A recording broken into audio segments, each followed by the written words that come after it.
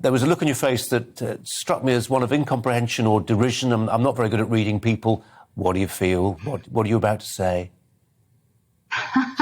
Well, you're spot on there. I mean, I think the headline was "Stop Being Selfish and Stay Together for the Kids."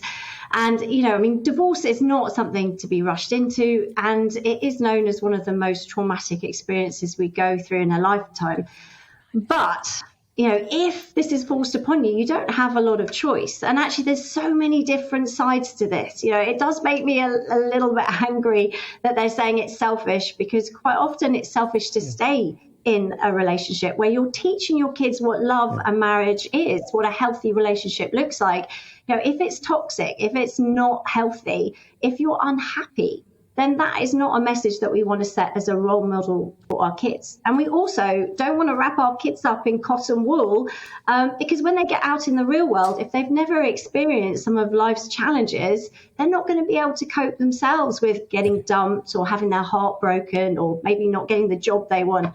So for so many reasons, I disagree with this. Harry Benson. Yeah. The short answer is it depends enormously. There are two situations which tend to be bad for kids. One is high conflict relationships, which continue, and that's a very small minority of relationships.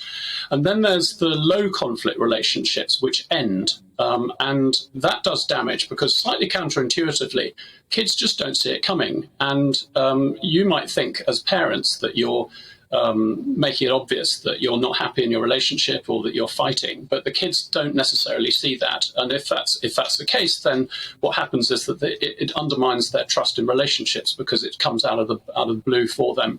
And the vast majority of family breakdown comes from relationships that you could define as low conflict. We did one particular study a few years ago where we found that 6 out of 10 married couples who split reported that they were happy and not arguing often. Just a year earlier, and 8 out of 10 cohabiting couples said much the same thing. So the answer is, if you're in a low conflict relationship where things are basically not going well, but you're not fighting, then yeah, absolutely you should stick at it. But if you're fighting cat and dog, then sure. I mean, there's every reason to say maybe it's time to call it a day. Sara Davison, do we listen enough to the kids who want their parents to stick together? If you ask them, they'd say, we want mum and dad to stick together. Do we heed their voices enough? Well, again, you know, all different ages of kids is going to have a variance on that. And some children are going to want their parents to stay together, and maybe it's just not the healthiest option. But, you know, I see a lot of children who have grown up, you know, their parents have got divorced.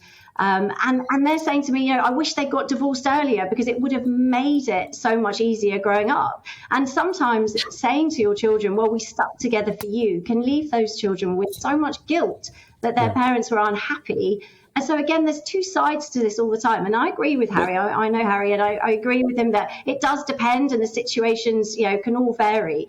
But ultimately, I'm a strong believer that you have to do what's right for you in that moment. And there's different ways of getting divorced that don't have to damage children. You know, it can be a valuable life lesson to help them navigate their own challenges later on in life if it's handled correctly. And that's the important thing.